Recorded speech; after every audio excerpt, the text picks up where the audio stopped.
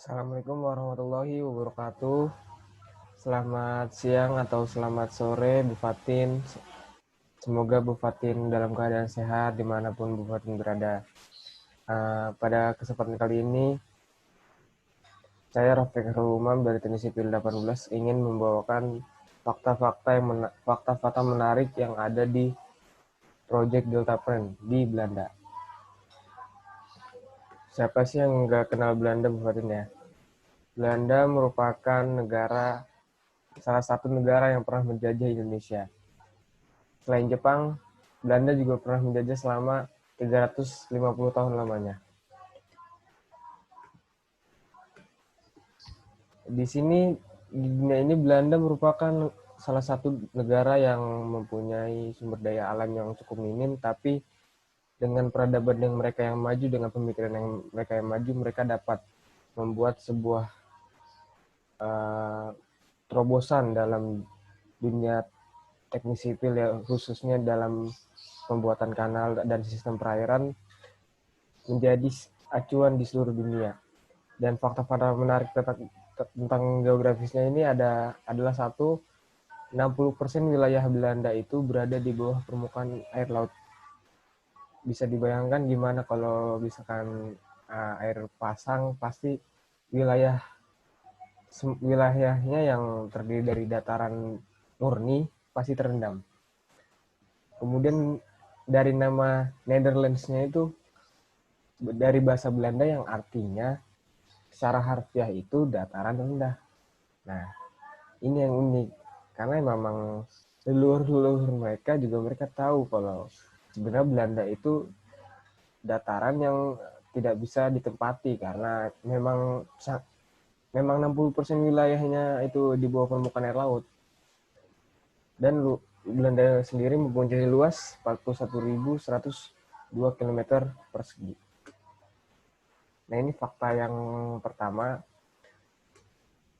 Project Delta Plan ini banyak sekali infrastrukturnya, termasuk dari pintu air, tanggul, penghalang badai, dan bendungan. Pintu-pintu air itu tersebar dari berbagai apa ya namanya, teluk kalau nggak salah ya. Jadi teluk itu ada pemisahnya, nanti ada pintu air, tanggul, jadi eh, pintu air dan kanal-kanal di sana itu terintegrasi di pulau-pulau itu.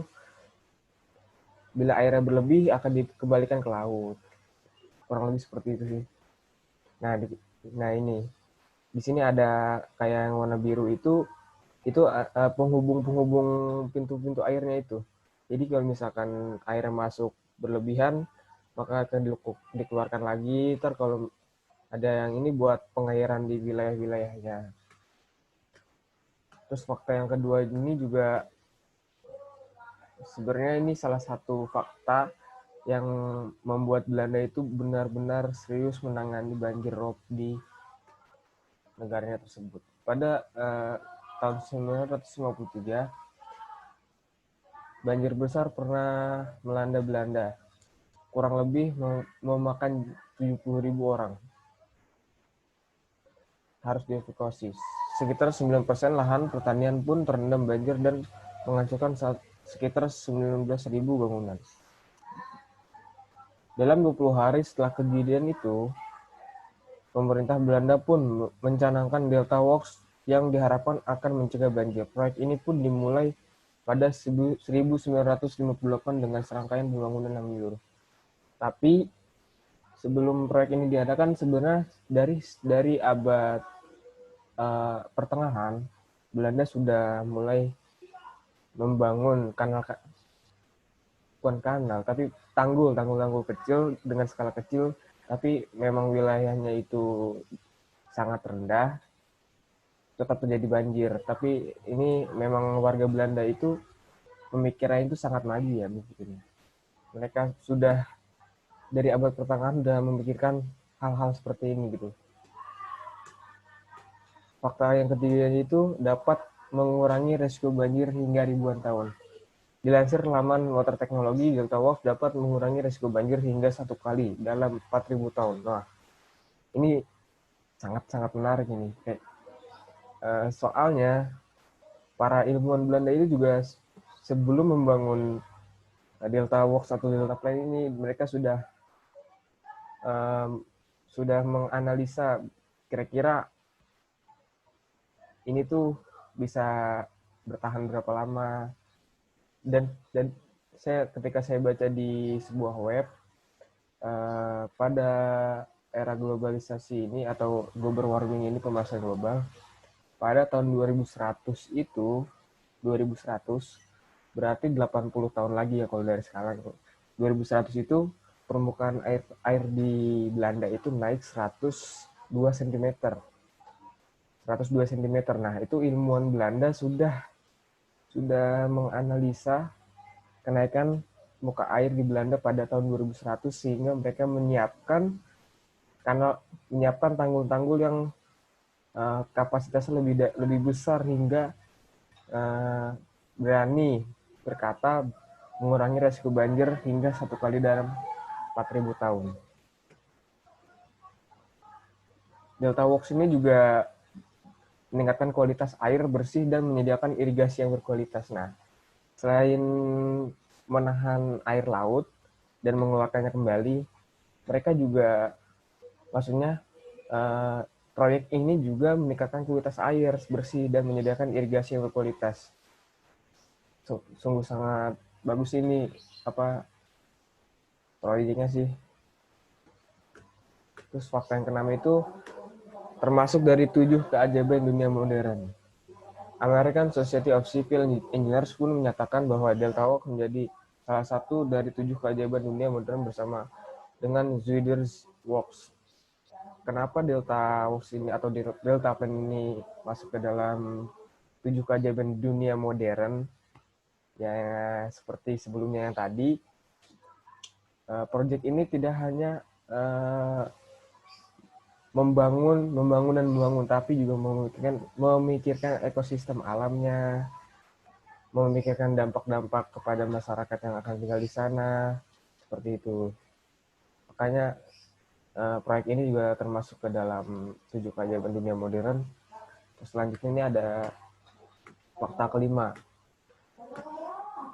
Fakta kelimanya itu penghalang badai terbesar di dunia. Penghalang badai Oosterschelde ini pun memiliki 62 pintu air yang memiliki lebar masing-masing 42 meter. Nah, fakta ini masih ada lagi di balik fakta ini.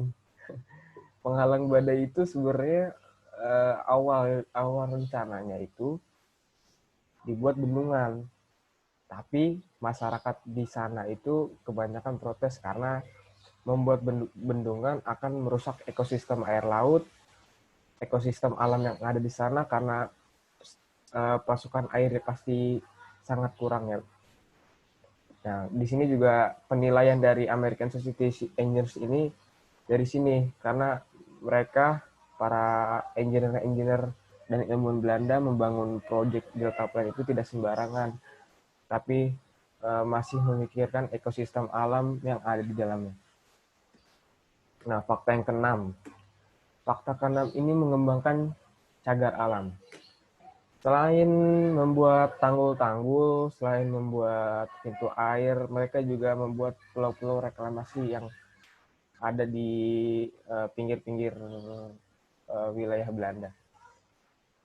Nah, American Society of Civil Engineers pun menyatakan bahwa Delta Works menjadi salah satu 7 keajaiban dunia modern bersama Zuider's Works. Nah, fakta ini berkesinambungan dengan fakta sebelumnya. Karena memang alasan dari American Society of Civil Engineers ini salah satunya itu karena memang proyek ini sangat menjaga ekosistem yang ada. Bahkan mereka sengaja membuat satu atau dua pulau kalau nggak salah, satu atau dua pulau mereka buat sengaja untuk ditempatkan hewan-hewan langka. Dia membuat ekosistem yang baru di sana, kayak perairan baru dan berkembang biak di sana. Banyak juga burung-burung yang bermigrasi ke sana juga. Nah, bagaimana dengan Indonesia? Kita ini sebenarnya sumber daya alamnya itu jika dibandingkan dengan Belanda itu sangat jauh. kenapa kita nggak bisa seperti Belanda? Ya Belanda memang sumber daya alamnya sedikit, tapi pemikiran mereka tuh sangat maju jauh dibandingkan dengan negara kita. Kalau negara kita itu masih bersifat konsumtif, tapi di Belanda itu bersifat produktif. Sekian dari saya, pesan saya kepada khususnya kawan-kawan saya teknik sipil. Saya harap engineer di Indonesia itu bekerja dengan sungguh-sungguh, tidak hanya memikirkan bangun, tapi bisa melihat apa yang bisa dihasilkan dengan gedung mereka. Lokal Pride, kreasi tanpa batas, Universitas Bakri. Terima kasih. Assalamualaikum warahmatullahi wabarakatuh.